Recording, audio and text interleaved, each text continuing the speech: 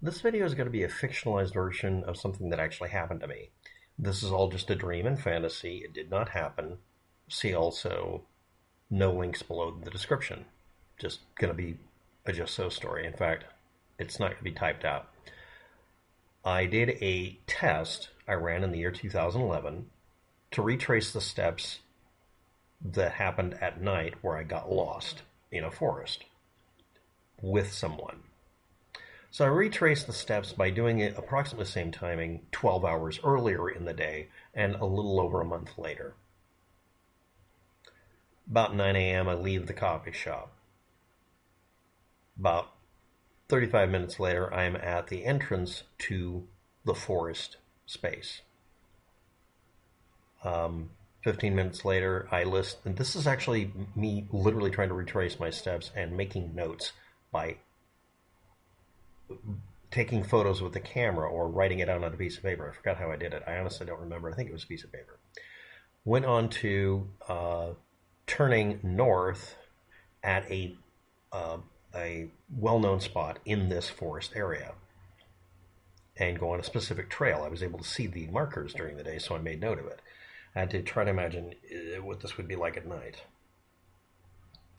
At 15, 20 minutes later, basically it's 10:05, I spot the spot I sat at and rested 2 months earlier, actually, to take off my my shirt and coat and make it to where it was more tolerable temperature. This is happening during summer. But 2 months before, it was in the middle of a gale that turned into a full-scale thunderstorm. Very dramatic. I then turned south onto another pathway that's actually kind of a road that's been blocked off. That's 3 minutes later.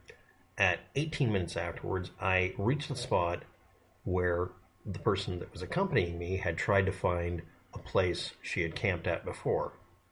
The reason I was up there is she said she wanted to show me her camp spot at what would be, 9 p.m. at night in summer. And this is also an umbrella of trees where we huddled under because the weather was turning bad, and we discussed going back, and she didn't want to. She wanted me to come up in the forest with her.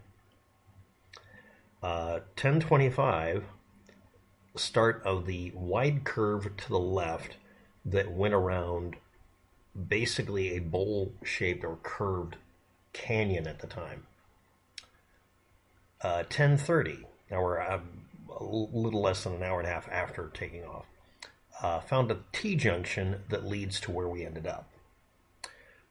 Next found, 4 minutes later, a do not enter and sinkhole signs that I noted that night 2 months earlier. And I'm like, okay, everything looks different between the day and the night. And we'll pause here for a minute. I'm notorious for being able to retrace things that other people have told as a story. And if I was hearing this story and I knew just a few more details, which I'm not going to include in the video, I would be able to figure out exactly where this is if I could go there. This is not a place you can just look at by using Google Street View or a map. It wouldn't work. Terrain determines distance and timing way too much. And this is an area that has so many switchbacks, the only way to retrace the steps is to do it literally. Anyway, there was a fenced-off area there. And then a little bit later, past a bench on the right that had lots of what I called romantic equations like Tim plus Lana and that sort of thing. Then a few minutes later of walking that particular trail, I had the second confirmation, a 5-foot cement ring pipe on the left side. So a bench with a bunch of such and such plus such and such, which is the same bench, but I didn't notice the writing at night. And then I see this circle over here that was a pipe going to the ground that's 5 foot across. It's a manhole. That means now, retroactively, that what we had gone through to camp at wasn't what I was told it was going to be. And I was led this way by her.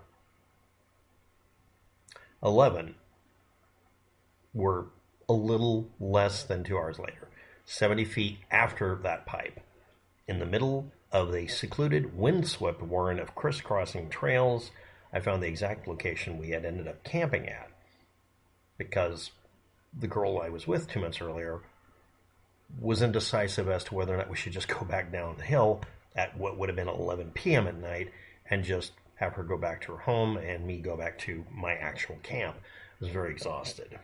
This was actually having an effect on my ability to retain, standing upright. By this point, she's wearing my coat. I have my backpack bolted to the bicycle. I'm overheating. She looks adorable in it. I remembered the first hug at this point, I'm standing there. I remember the first hug she gave me. I'm literally feeling her squeezing me while she giggles.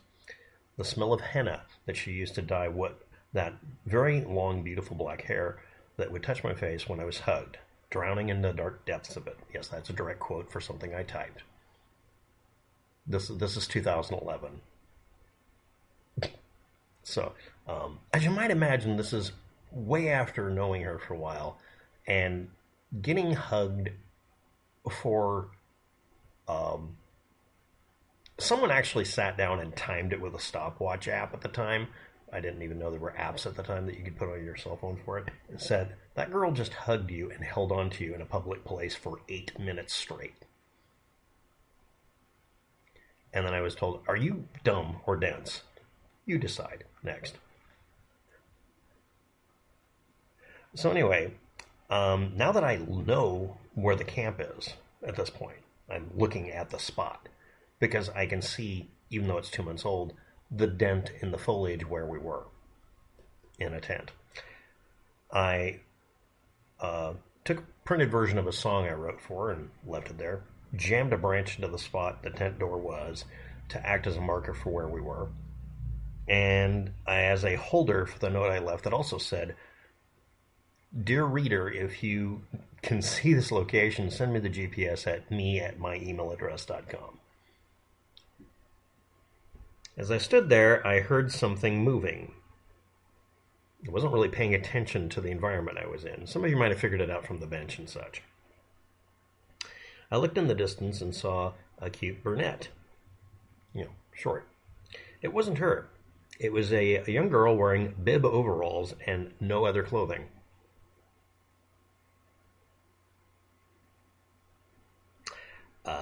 Then there was a guy running away wearing what he was able to grab. They both giggled and ran when they saw me. Then I listened closely and I could hear other people making interesting noises. So this is where this girl had led me to the quote camping area she was suggesting I use from now on, and it was Lover's Lane. But I'm the putz. So anyway, okay, fine. So at the time, I decided if she can remember where we camped, she can find a message I left. So I went back to the park bench, and I decided to add my own little prerequisite documentation couples equation. Waptec minus the lady's name. She can go up there and paint it over, scratch it off, or put a plus sign on it. That's her call, not mine. And now an epilogue that's a combination of my comments and someone else's. We just don't know what to do with our lives after we leave our homes. And one of the things that affects us is our parents might bias us as to who we probably should be with and should not be with. And sometimes it's the wrong bias. We misinterpret it and get it backwards. I am lucky to consider a very few women in my life to have been best friends at the time, and occasionally something more. And I'm very sure that that's about average for most people in general. Finding someone maybe half dozen times in your life you can remember at the age of 50. Something. Hey, yes, this is an incident where the young lady was much younger than me, more than 5 years. And it was a dumb mistake. And I regret everything. And next step. Because of an inability for people to communicate, and some of you might have noticed I have a major bias about, well, I say women, but it's really just people refusing to communicate, and we all do it. And remember, this is all just a dream and a fantasy. It did not happen. Why do I say that? Number one, this actually happened, and it's partially fictionalized because you should assume your own memories of something that were traumatic or dramatic are somewhat fictionalized. Please remember that even looking at a clock, you can do this experiment where you look at a clock, look away, and look back, and you notice that the clock seems to change its behavior, but it's really your brain tricking you into rationalizing that your brain retained a copy of where the hand was before you looked away. It's literally your brain lying to you about what happened literally a second before. And if you make yourself notice this, it's really hard to get your brain to stop doing it. It's the buffering, the front garbage collection system of our brain throwing out the unimportant stuff, and sometimes overemphasizing places, times, people. So you should always assume it's just a dream. Next, I promised myself someday I would do this as a short story in some medium, is the direct quote I found in my email account. Yes, this is in my email. And I wrote it up over a period of 3 or 4 years, retyping it every month as a therapy, because it meant that I could make it into a creative work. This is actually, however, the documentation 2 months after this happened.